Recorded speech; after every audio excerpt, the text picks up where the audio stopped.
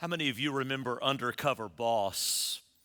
Popular show on CBS where it would enter into reality. It was a reality TV show where the owner or founder of a company would disguise themselves as an entry-level employee in their company, and they would subject themselves to the entry-level orientation and entry-level training.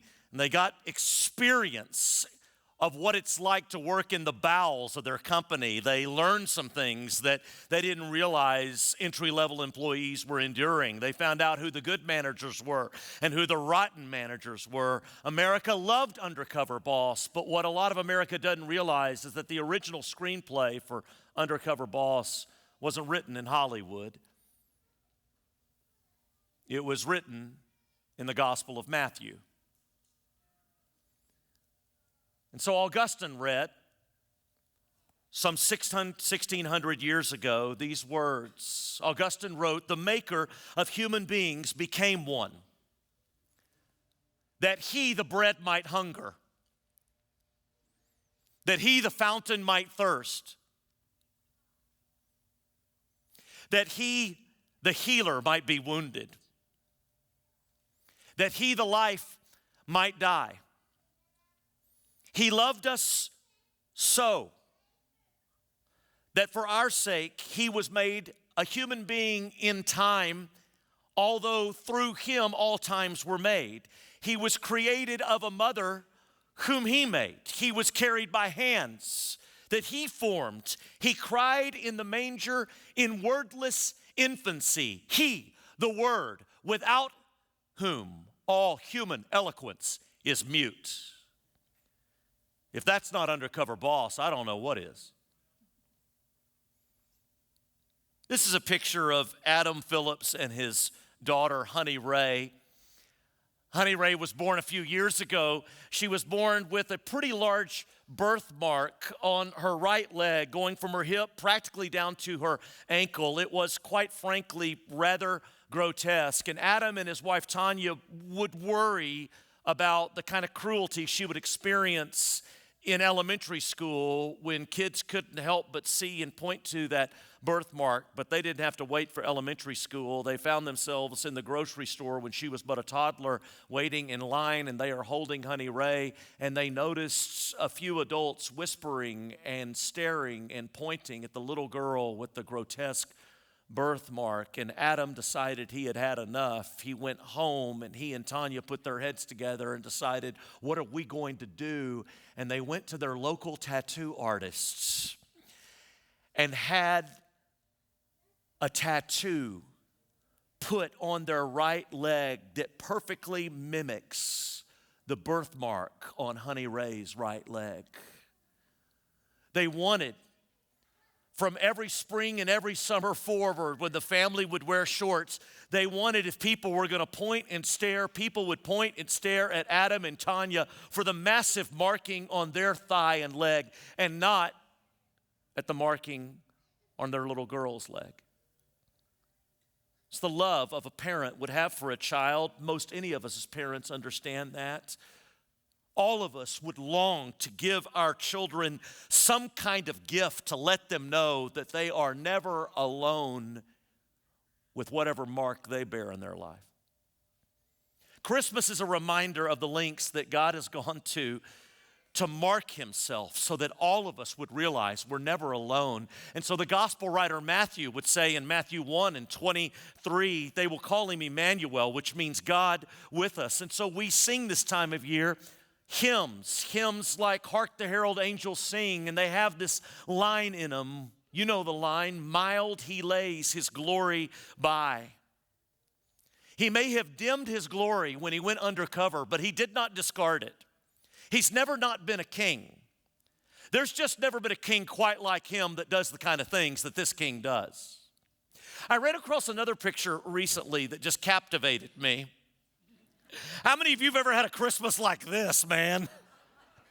You know the kind of Christmas I'm talking about, where reality just doesn't quite match the message you're trying to project to everyone else.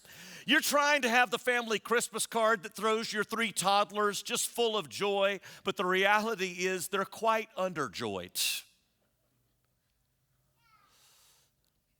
That stood out to me when I saw it, because all of us will have our share of Christmases where we are quite underjoyed. All of us will have our share of Christmases where just reality isn't matching the message that we're trying to project to everyone else. And I use that word underjoyed intentionally because when you're reading in the Gospel of Matthew chapter 2, when the Magi see the star stop over the place where Jesus is, Matthew says they are overjoyed. And that word overjoyed stands out to me in a culture where most of us are underjoyed. They're overjoyed because they found the king they've been searching for and they're worshiping him. But the other reason that just sticks out to me is that being overjoyed is just not something that goes with living under a king. The late David Foster Wallace was a novelist. He didn't profess to be a believer in Jesus, but he gave a commencement speech at Kenyon College several years ago that's become quite famous for the advice he gave college graduates. Like I said, at the time, he didn't profess to be a believer in Jesus, but he was asking all the right questions. Listen to the advice he gives college graduates. You get to decide what to worship. And here's something that's weird but true. In the day-to-day trenches of adult life, there is actually no such thing as atheism. There's no such thing as not worshiping. Everybody worships. The only choice we get is what to worship. The problem is many of the things we worship will eat us alive. If you worship money and things, if they are where you tap real meaning in life, you will never, ever have enough, and you will never feel that you are enough. It's the truth. Worship your body and beauty and sexual allure, and you will always feel ugly. And when time and age start showing, you'll die a million deaths before you actually die. Worship power, you'll end up feeling weak and afraid. You'll need even more power over others to numb you to your own fear. Worship your intellect, worship being seen as smart, you'll end up feeling stupid. You'll feel like a fraud, always on the verge of being found out. But the most insidious thing about all these forms of worship is that they're unconscious. They're default settings. And Wallace's words resonated with me. They explain to me why so many of us are underjoyed, worship the wrong things, have the wrong kings, and it'll lead to a life of being underjoyed. The crazy irony is we as Americans don't like the idea of kings. Our very nation, its identity is built upon rebelling against a king. It's in the air, man. It's what we breathe. We don't like submitting to anyone or anything. Look at us over the last 22 months. It's just part of the fabric of who we are. And yet here's even the crazier irony. The crazier irony is no matter how much we don't like the idea of kings, we're all, in all practicality, always submitting to something or someone by default. We all are worshiping something all the time. Everyone has a point of reference that every other decision or desire in our life gets filtered through. You and I may not like the idea of kings. Each of us still has one functionally. And here's the catch. If you aren't attentive to who or what is really your king functionally, practically in everyday life, it will eat you alive. The Magi made a critical choice that night they saw Jesus. They chose who their king would be. There had been another king that had given them some instructions that, hey, if you find the Christ child, I want you to turn around and go back home, but by way of Jerusalem, and I want you to tell me where the child is so that I too may go and worship him. A lot of us know the rest of the story, that Herod's running a sham. He's a politician, projecting an image that he wants to worship Jesus when in reality he just wants to use him. But that night after they saw Jesus, they received another set of instructions in a dream from heaven. And this set of instructions told them, don't go back home by way of Jerusalem and consult with Herod. You go back home another route. And that night, they chose to follow the instructions in the dream versus the instructions from Herod. They chose King Jesus over King Herod. And what's really interesting is after that night they saw Jesus, when you read the rest of the Gospel of Matthew, not once will Herod ever be referred to as a king again. Because only one person can have that title. And when we talk about who's on the throne, there's no such thing as a throne pew or a throne love seat. It's one person. The question isn't, are you a worshiper?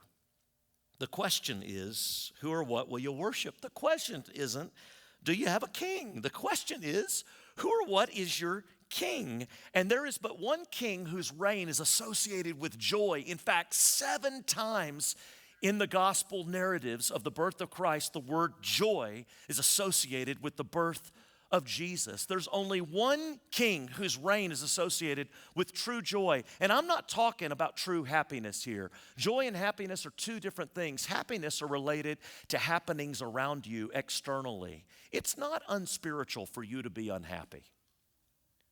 Happiness is tied to what things are happening around us. We're all going to have stretches of our life where we're not going to be very happy because of what's happening around us. Joy is a different thing. Joy is not tied to what's happening around you. Joy is tied to what is going on within you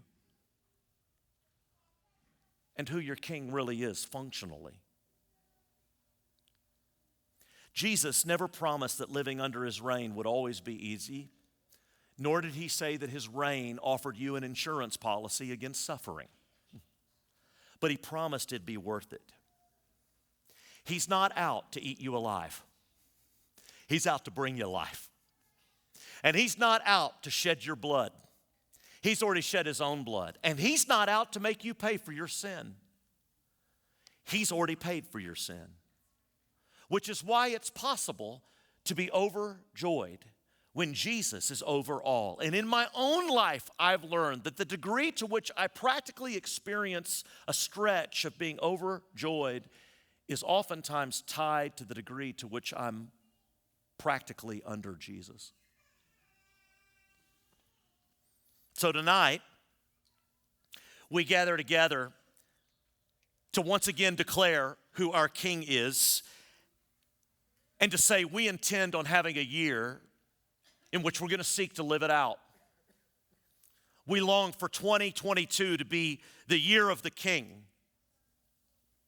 And so we find our hearts in agreement with those words we've sung for years. Joy to the world. The Lord has come.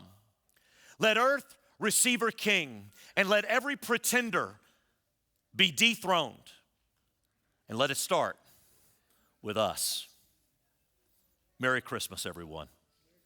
Jesus is over all.